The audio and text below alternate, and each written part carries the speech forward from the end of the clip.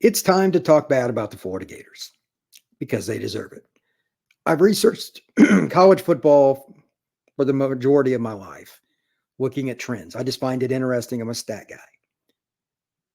If you put me in a situation that I could only pick 4, 5, 6 schools somewhere in there, let's just say 5.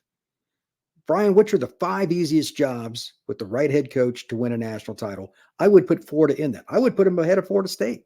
It's State U, it's in the middle of Florida, and it's in the Southeastern Conference. Pretty darn good setup in Gainesville. So why do they suck? This is just ridiculous.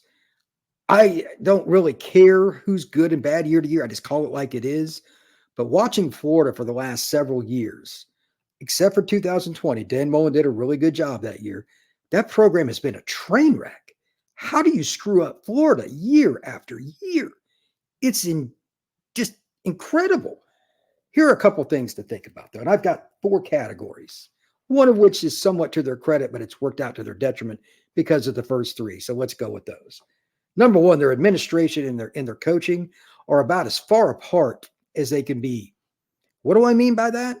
Florida has done a terrible job of having the administration be in line with the coach on everything that they need. I mean, they got Jordan Brand, they got the swamp, they got all these things that are natural. I'm talking about the things outside of that. Allowing the right hires, making sure your NIL, and I'll go into this more in depth in a second, is in line and doing the right things. And then finally, just staying out of their way and making sure that it's very convenient for the media and everybody to cover it and just kind of go about their business.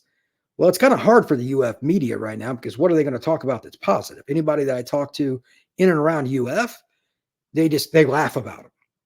Every single guy, and I know a ton of people that cover UF, do not think Florida is worth a crap, will be worth a crap this year, and they have no idea what the direction of the program is.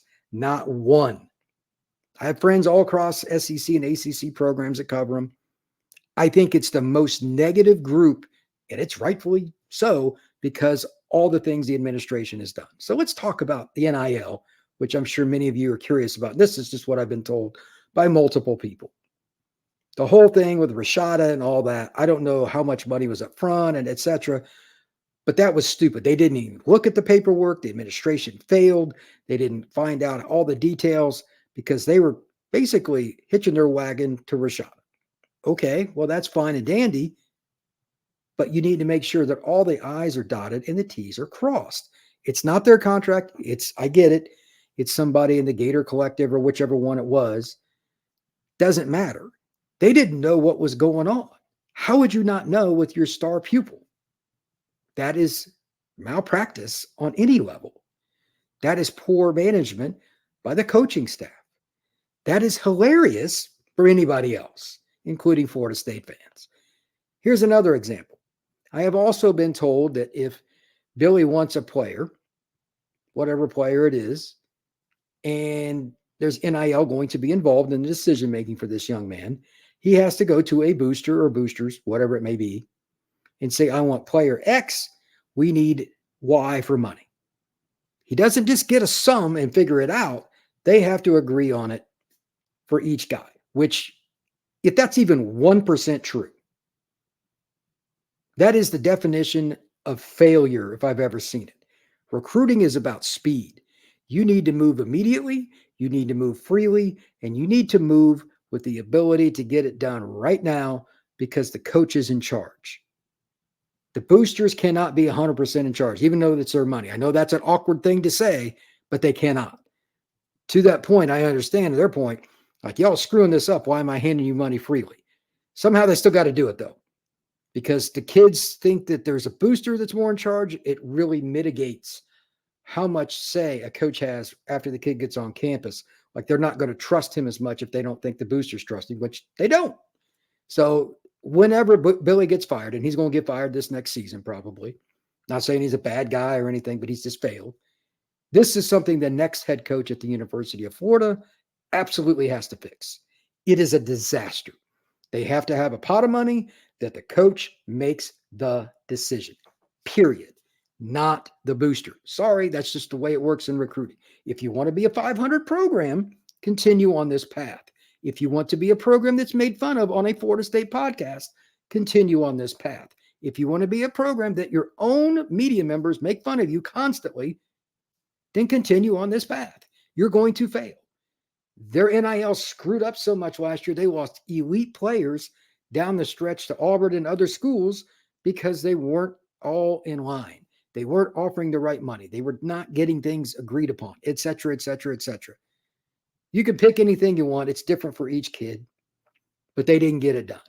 They're not on the same page. And sometimes you get outbid too. I get it, but they're not on the same page, and that's not helping the cause. Florida should never be in that place. State U in Florida, SEC, tradition, championships, the swamp. It is ridiculous that UF is in this spot. And to be honest, I would like to see Florida be a lot better. It's better for college football when they are, because when Florida's good, the rivalry with Florida State is better. And of all years for Florida to be good, it would be this year. I'll give them credit, and this is the last kind of thing. I'll jump ahead here. They have a really unique schedule this year. They play Florida State every year. Okay, that's cool. It's a great rivalry. They also play Miami to open the season. They also play UCF. They get 3 games in state. I mean, I don't think any team's ever done that. So I applaud them. Their administration planned like they went and just like this is the Spurrier era or the middle of the Meyer era. High expectations, which they should. Well, you also have to do the right things to put your guys in position to make that happen. One of which they haven't worked with the boosters the right way. Obviously, I brought that up with NIL. They're not bringing in the right head coach. They're not bringing in the right boosters, whatever. I don't know the whole deal. Obviously, I'm not behind closed doors, but there's problems. This is going to be an ugly season for UF because they play 11 teams that are in the primetime Division I at Power 4, if you will, because it's not Power 5 anymore, football. Even if they win some of those games, more attrition, the roster's pretty good, but it's inconsistent. They're going to slide into mediocrity on the back half of that schedule. By the time they play Georgia, I will be surprised if Billy's still the head coach.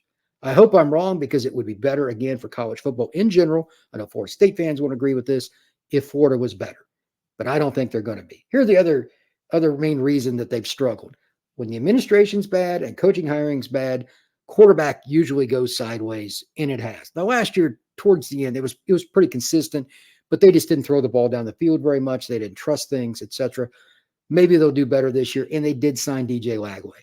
But I'm going to go ahead and say it right now. I'm sure some other guys on Florida Pods have said it too. If Billy gets fired, DJ gone. They will be in the dumpster once again. Remember I said that. Take it for what it's worth. Please like and subscribe to this podcast and share it wherever you can and comment. I'm happy to talk about anything I talked about today, Reed Vance, the transfer portal, Florida State secondary, and Gator Hating. So with that, everybody have a great day. This has been Locked On Seminoles.